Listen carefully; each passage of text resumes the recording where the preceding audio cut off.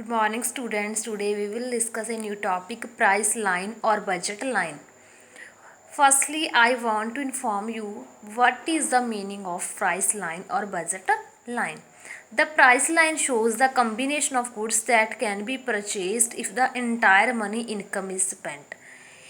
If I talk about budget, then I can say that quantitative expression of a particular items can be considered as a budget line. Means क्या है, अगर मैं बात करूं price line की और budget line की, तो मैं ये कह सकती हूँ कि प्राइस लाइन का मतलब एक वो एरिया है जिसके अंडर मैं क्या कर सकती हूँ, कोई कॉमोडिटी बाय कर सकती हूँ अपनी एक गिवन इनकम के साथ या फिर एक गिवन प्राइस के साथ।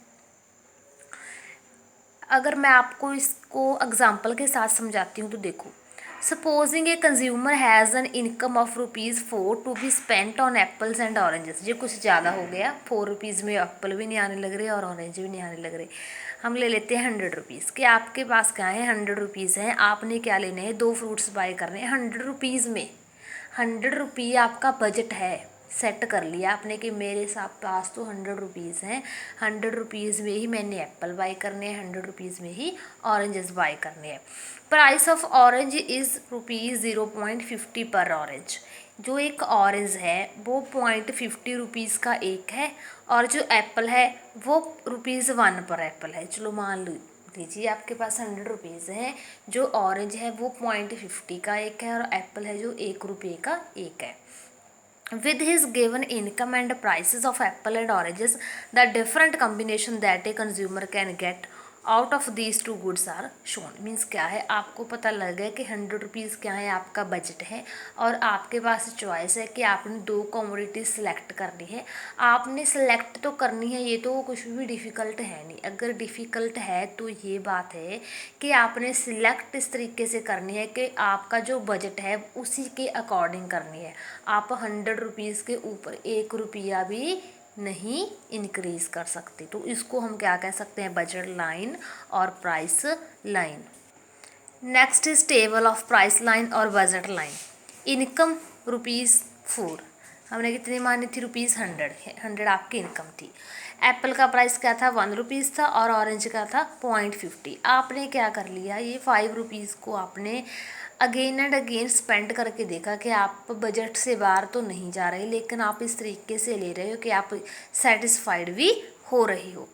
कैसे, slope of price line is equal to PX upon PY। Means price of apple upon price of orange. अगर हम बात करें प्रॉपर्टीज़ की प्राइस लाइन की, it will be straight line, हमें पता है, नेक्स्ट में हम बताएंगे आपको कि कैसे है ये straight line.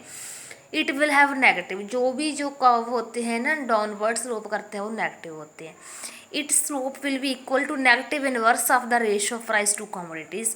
Suppose 2 price line involve the same commodity price but represent the different level of income, so these will be parallel. ये देखो, आपका जो प्राइस लाइन है वो डाउनवर्ड स्लोप्स हो रहा है, नेगेटिव जा रहा है। क्यों जा रहा है, किन किन रीजन से, due to change in income. हो सकता है if price of 2 goods remains unchanged, जो प्राइस है वो तो एप्पल का भी उतना ही है, ऑरेंज का भी उतना है। इंक्रीज इन इनकम, आपकी इनकम इंक्रीज हो गई। इनकम मीन्स क्या है, पहले आपके पास से ₹100 का बजट सेट कर लिया था कि 100 में ही मैंने क्या करना है, एडजस्टमेंट करनी है दोनों फ्रूट्स को बाय करने की। लेकिन अब क्या हुआ, ऑरेंज भी उतने का ही मिलता है और आपको एप्पल भी उतने का मिलता है। अगर कुछ चेंज हुआ है तो आपकी इनकम चेंज हुई है। आपको पता है कि जब आपका बजट बढ़ जाता है ना तो आपकी परचेजिंग पावर भी बढ़ जाती है। कैसे, अगर आपके पास पहले ₹100 थे, आपके पास अब 120 भी हो गई ना, तो आपकी जो बाई करने की वो लेवल है वो भी क्या हो जाता है, इंक्रीज हो जाता है। परचेजिंग पावर भी है जो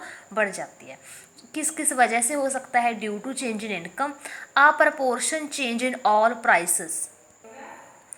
proportion change in all prices means क्या है, due to proportionate change in price the position of price line will change but slope will not change. कैसे, सिर्फ क्या हुआ है, प्रपोर्शनेट चेंज हुआ है पोजीशन ऑफ प्राइस, जो पोजीशन है वो चेंज हुई है, स्लोप चेंज नहीं हुआ। मीन्स क्या है, सिर्फ अप और डाउन ही हुआ है, तो भी क्या है कि आपका प्राइस लाइन है जो इफेक्ट हो जाता है, शिफ्ट कर जाता है। या फिर एक प्राइस लाइक अगर आपके पास ऑप्शंस थी एप्पल और ऑरेंज की, या तो फिर ओनली एप्पल का प्राइस कम या इंक्रीज हुआ, या फिर ओनली ऑरेंज का, तो भी आपका जो प्राइस लाइन है वो क्या कर जाएगा, शिफ्ट कर जाएगा।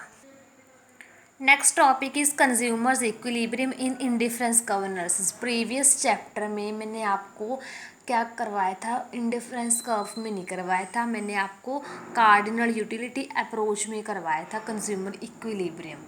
ठीक है, अब मैं आपको बता रही हूँ इंडिफरेंस में।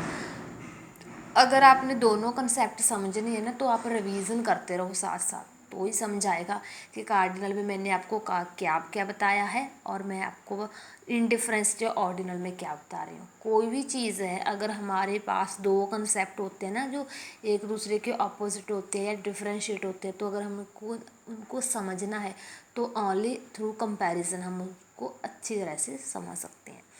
Consumer equilibrium.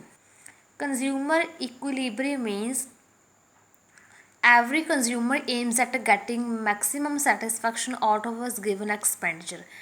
Consumer satisfaction refers to that point in which consumer with given income and given prices purchase such a combination of goods and services which gives him maximum satisfaction and he is not willing to make any change in it. Like एक consumer था, उसके पास क्या थे, 100 rupees थे। 100 rupees में उसने जो जो बाय करना था कर लिया, सेटिस्फाइड है 100%। ठीक है, ना तो वो 100 से 120 करेगा, ना 110 करेगा, ना 101 करेगा, ना तो प्राइस को इंक्रीज डिक्रीज करेगा अपने बजट को, ना ही वो अपनी डिमांड को करेगा। तो कुछ अजम्पशंस होते हैं। Price of goods are constant. Equilibrium भी तभी हो सकता है अगर क्या है, प्राइसेस क्या हैं, constant. Consumer income is also constant. Consumer know the price of all things. Consumer can spend his income in small quantities. Perfect competition है, goods are divisible. ये सभी पॉइंट्स क्या थे, consumer equilibrium indifference curve analysis में थे। Next class में हम करेंगे इसकी कुछ कंडीशंस। Thank you.